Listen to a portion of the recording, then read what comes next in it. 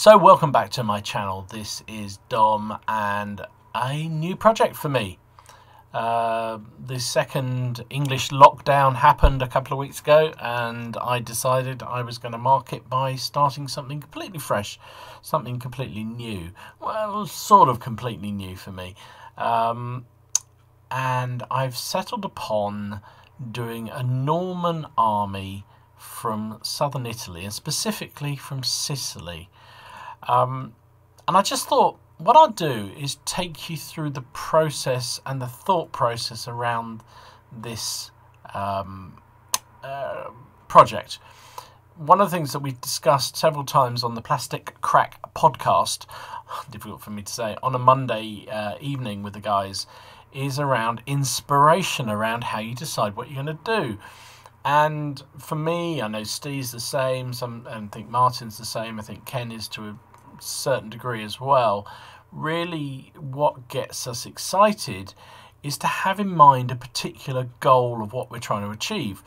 So not just build an army. It's I'm going to build this specific campaign force that fought in this battle or fought in this war, over and above anything else. And I just think for me that brings the whole thing to life, makes it much more exciting to do. And so I thought, well, here's an example of how I do it, and it might help some of the people out there struggling with motivation of what they're going to achieve. I'm not saying this is the right way, it just happens to be the way I do it, but it sounds also like how other people do it. So, short history lesson. I will try and keep this really, really short. The Normans, we know them and love them as the Viking settlers of northern France, who came as conquerors and settled and became the Norman state of northern France. Had a very odd relationship with the King of France, sort of paid homage but didn't. And as most British school children will know, William of Normandy invaded England in 1066, defeated Harold Godwinson at the Battle of Hastings, and went on to conquer majority of Great Britain, or Britain, and establish the Norman state that went on for hundreds of years through a sort of combined English country, or British state, that had large parts of France as well as England. So, however, the bit that doesn't really get discussed very much is other bits that the Normans got up to. So they were busy people. Not only did they conquer large parts of Britain, they also established one of the longest running empires, countries in southern Europe, specifically Italy and Sicily. And I just have always been fascinated by this period. Never had much interest in the Normans in England, but the Normans in Italy, now there's a thing. And I think it probably comes back to one of, and I can't even remember the book, but as a youngster reading one of these sort of historical fiction books, which was set in this period, and it always amazed me and sort of somewhat surprised me how little we in Britain knew about the Normans in Italy. So that's what I'm going to try and do with this period. So just to set the scene, this is a map of Italy in 1000 AD. And you can see it's a real hodgepodge of different city-states, cities, kingdoms. Parts of it are dominated by the papal states, so the Pope. You've got the residue of the Byzantine Empire clinging on to the boot and the heel of Italy. And Sicily is an Arab Saracen state. It was conquered and controlled by Islamic troops from the south, from North Africa. And this was the picture that the Normans arrived in. Now, they came as mercenaries. They came to fight for and against the Byzantines as mercenaries. And just to sort of in much the same way as the Vikings in their heyday did a Vikinging, because as we understand it, the land demands for people, as the population exploded in Scandinavia, couldn't support the number of people. So a number of the sort of younger sons of the landowners and other peoples went a Viking to try and find wealth, opportunity, conquest for themselves, because there wasn't opportunity at home. The oldest tradition in medieval and this period of Europe was that the eldest son inherited the land, the kingdom, the city, whatever it was, from the father when he died. But they tended to have very, very large families, and so there was a number of younger sons who didn't have anything to do. They weren't going to inherit anything. They had no rights to anything, and so they tended to go off to find something to do. And a large number of Normans headed south to find their fortune as roving mercenaries. One particular family was that of an amazing figure called Tancred of Hauteville. He actually ended up having 12 sons, 7 by one wife and 5 by the other. And a large number of these sons headed south into Italy to seek fame and fortune.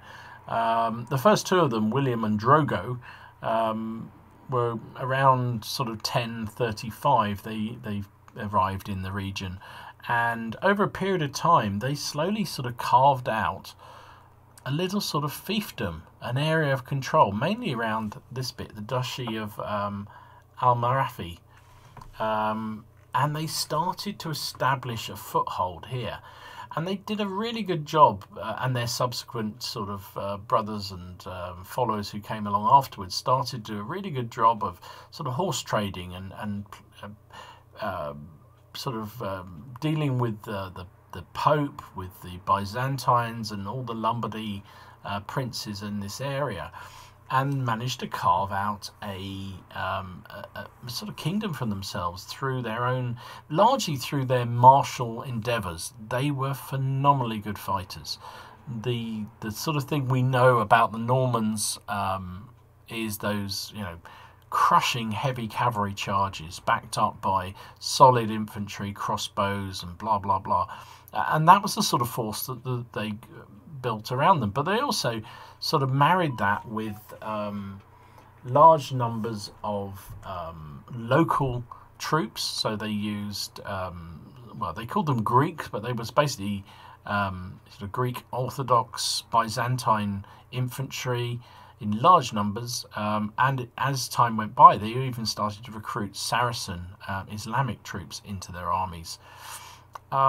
Anyway, long story short, two of the youngest sons of Tancred, Robert and Roger, ultimately went on to sort of form a very close relationship, as well as being brothers, but to carve out their own empire.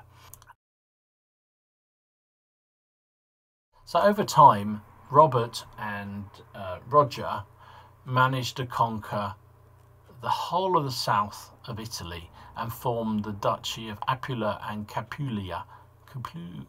Yeah, there you can see it there. And also, Roger went on to conquer, with the help of his brother, Sicily.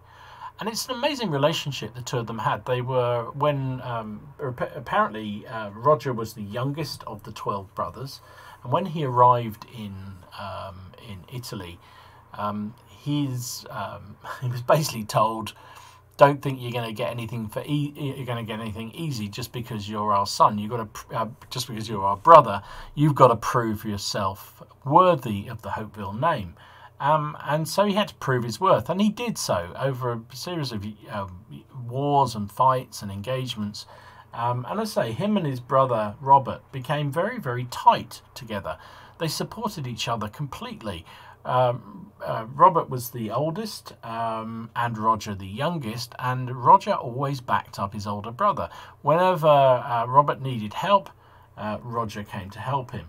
And Roger held Sicily, large parts of the Sicily, in sort of fiefdom for Robert. And it's amazing for the time that there was that loyalty, and it continued until Robert died, and then Roger took over the whole of Sicily, and ultimately sort of was involved in the inheritance of the southern Italian-controlled areas, and got involved in that. So, ultimately he became the power behind the whole throne. So we come to this situation by 1154. The whole of southern Italy and Sicily are all controlled by a Norman lord, Roger, who was then King of Sicily the first, or the first King of Sicily. He controlled all this area by 1154. And this was in addition, he just happened to conquer Malta. He also established territories in North Africa, and this kingdom continued right through to about 1790 something, 1800. So around that sort of time when Napoleon arrived on the scene and basically reorganized the whole of Italy.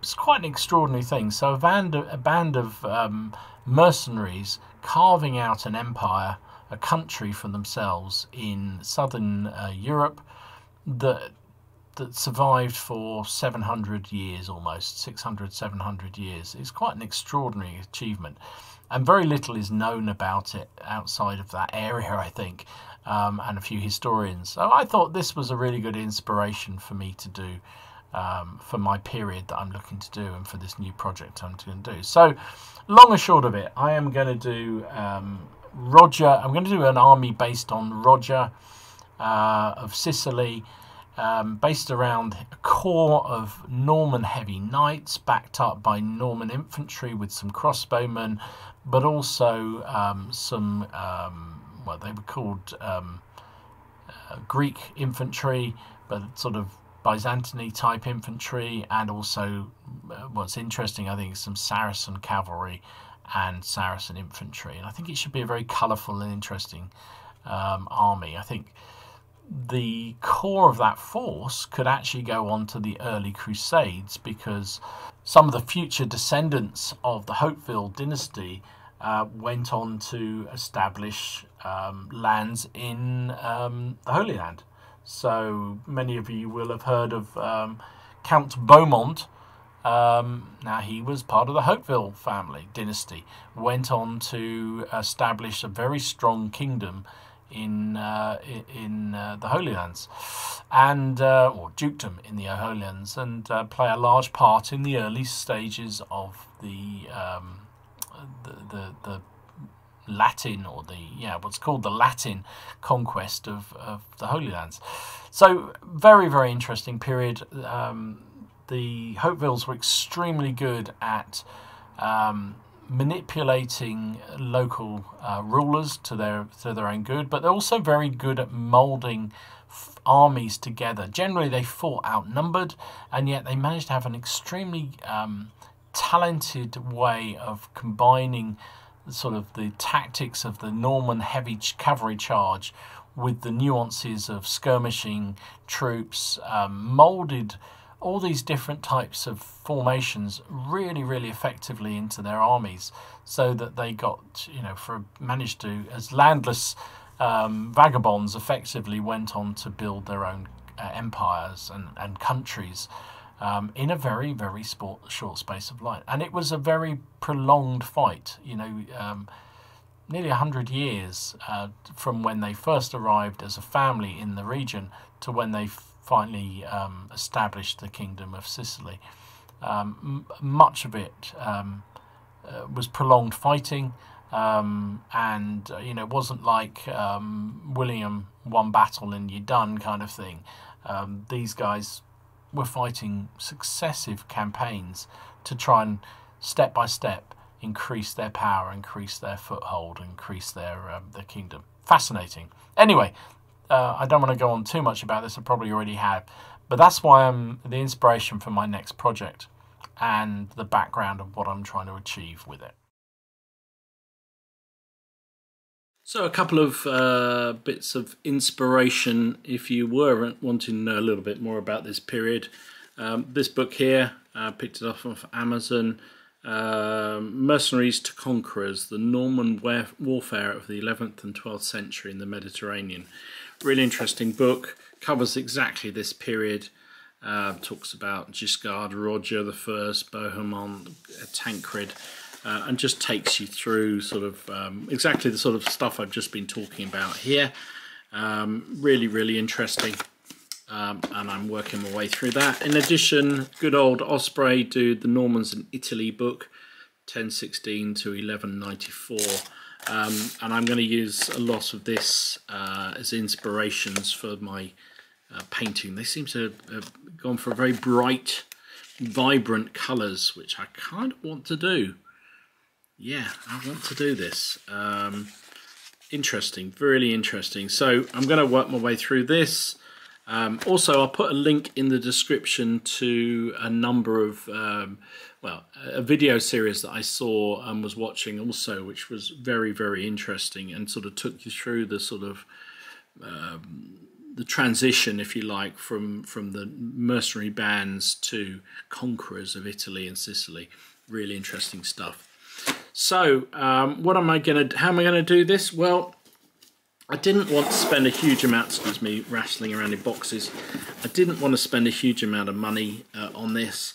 And so what I've decided to do is start off with Conqueror Games plastic figures.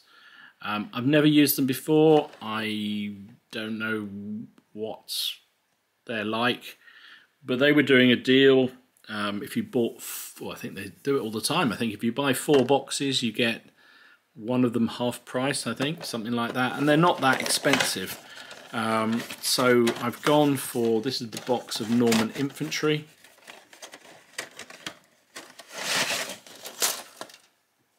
Here you go, they look quite nice. I mean, yeah, there's 3 figures there with just tunics, one with mail and one with quilted. They've got the wonderful Norman shields, variety of heads.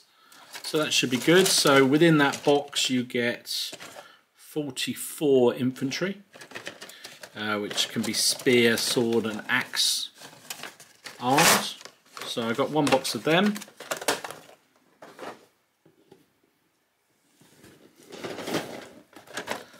I got a box of archers, medieval archers they call them, which can be sort of pretty much anything, but the mixed bag of Normans, Norman types, which again I think is going to be good. You get 28 in the box for those. And then I bought, obviously for the core of the army, 2 Norman knights box. Each contain 15 plastic knights, so that gives me 30 knights, which should be more than enough for my army. There's the art on the back of the box, and there we go, there's the models themselves. Looks like you get a wounded one as well, or dead one as well. So these should be quite fun to do. Not ridiculously expensive, which was good. So my investment there gives me 30 knights, 28 archers, and 44 infantry, which is probably going to be more than enough for my army. I've also got, from a purchase a little while ago, some footsore Saracens. I think it was the Saga starter army. So that'll be useful as well. I'm going to paint them up and build them into the army as well. So yeah, so the figures are sort of sorted out, the period's sort of sorted out. The only thing I'm not really sure about yet is the rule set I'm going to use it for. And why does that matter? Well, it does matter for basing. I'm sort of tossing up between doing, well, possibly Lion Rampant. They've got a new Crusader book out, I believe. Not sure about Lion Rampant, but I know people love it, so maybe I might have a look at that. Hail Caesar, the Warlords rule set. I know them. They're sort of based on Black Powder, so that's a possibility. They have an army list within their book. Potentially Sword Point is another option. To the strongest, I've seen a lot of people talking about that, so I'm really not sure yet what the rule systems do. So I may end up just basing things up. I just don't know, because I kind of like to do nice sort of bigger bases of, you know, like almost ready-made units on bases, but that won't work for the systems that need casualty replacements or individual figures. So don't know yet. We'll have to make a decision, but yeah, not sure what to do about that. But anyway, there we go. That's the start on my project. The Normans are coming, but not to England. They're going to Italy, and I'm really looking forward to doing these. It's something I've been doing so many Napoleonics. It'd be nice just to do something slightly different. So there you go. That's my new project for Lockdown 2 in England. Let me know what you think. I hope it was helpful. As I say, I really just did it just to sort of give people kind of thought process I go through when I'm trying to, and I use a very similar process for all my periods and all the things I'm doing, what I have in mind. I mean, the projects sort of morph beyond that inevitably, but I like to have in mind what it is I'm trying to achieve. You know, I'm thinking about doing a Second World War project, which will be based on a particular formation in the Second World War that I have in mind to do, and that's what I like to do. So my Normans are going to be based on Roger of Sicily and his conquest of the Isles of Sicily, or the island of Sicily, and going to really look forward to painting these up. So I shall report back with the next stage. Anyway, hopefully that was helpful and interesting. If it was, please give it a like. If you want to see more of this project, click that follow button, and notification bell so you know when I post stuff, and as I work through these units. I'll probably, because also people might be interested in these knights, so I'll do a sort of botter unboxing and sort of stage by stage of how they go together and the painting of them, etc., etc., just to give people an idea of that. And I'll try and give you some regular updates. Thanks for watching. Stay safe, stay well, and I'll see you again soon. This is Dom signing out.